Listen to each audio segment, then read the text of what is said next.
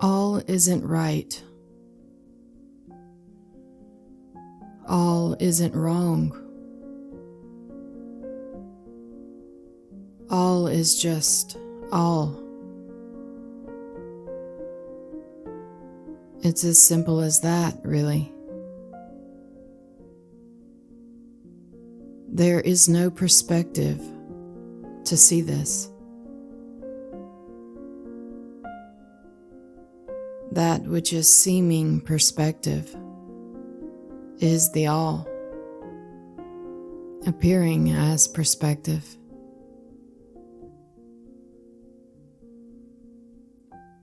This is a story of emergence. But there never was an emergence. This was already and always merged. This is a story of an end and a beginning. And there never was a beginning and end. All was always and already just this. There never was a divided thing. Just this undivided aliveness, seemingly flowing through an infinite emptiness, appearing as resistance, contractions, solids, divisions, real things.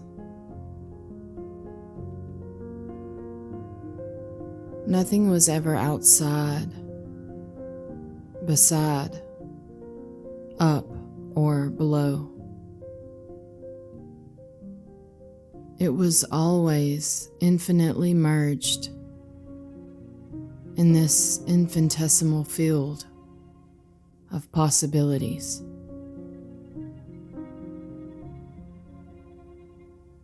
There was never a separate actor or agent performing agency over the all. It was always just the all in its mysterious magnificence, chaotic performance. The realness of this was neither real nor unreal. It's just unknown. And through the disguising of itself as separate, the flavor of realness was given to all things. The performances, the choices, the actions of any so-called individual actor never belonged to a separate you. They were always just a part of the unrestricted all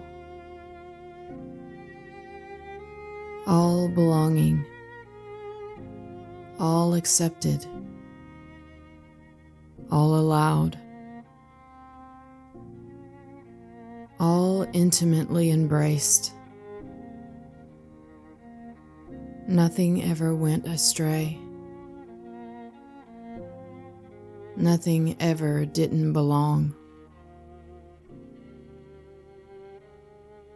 Nothing was ever outside of home to witness.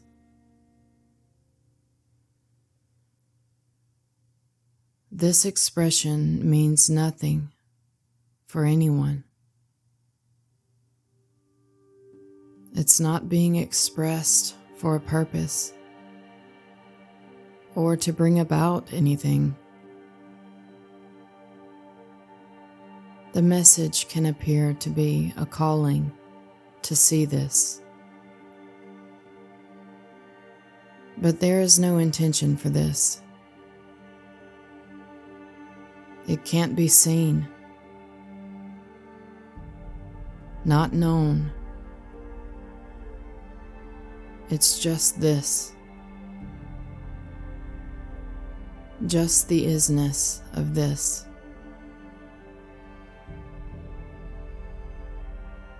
This that can only be expressed as this. This array of infinite potentiality. Every expression is this.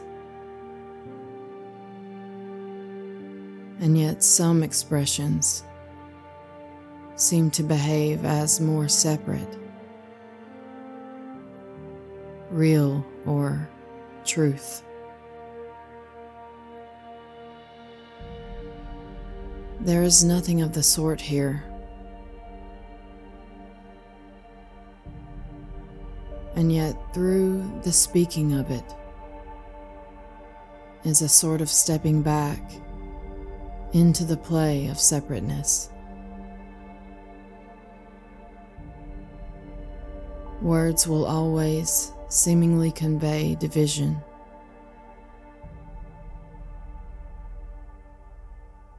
But this is only how it appears to the contraction often thought of as yourself. It's a limitation that is just accepted here,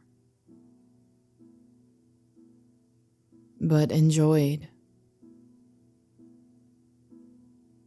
It speaks of something of an unspeakable nature,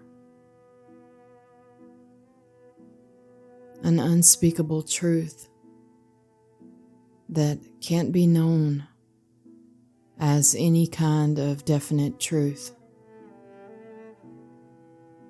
More real than what could ever be imagined through the limitations of an imaginary organic mind.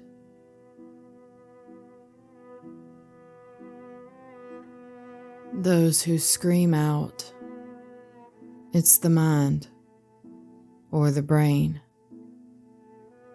still live in the bondage of the divided real.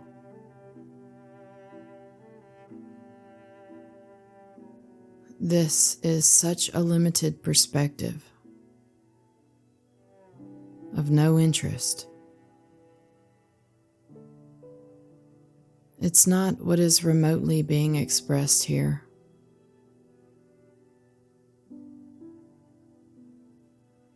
There is just nothing I can point you to.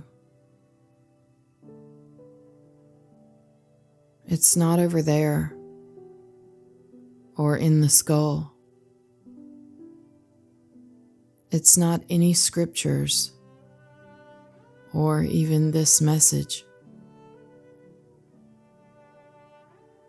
It is either felt as the emergence you already are or not. That is it. This may seem hopeless, but the hopelessness is the freedom. There is either an openness to venture into that which will seemingly kill you, or there isn't. This requires a tune of courage to be devoted to, a distance from which there is no distance, an ability to rest where one seems restless. Whatever note is being played is this. It may appear out of tune, but I assure you, no note of such was ever played. The all was always in perfect harmony with itself. Every verse is a brand new completeness, in separateness, played without time or by one separate instrument. The vast inclusiveness of the song being played is beyond what any one ear could ever hear. There is no critic to give it a critique. It seems to just know that it is already perfection.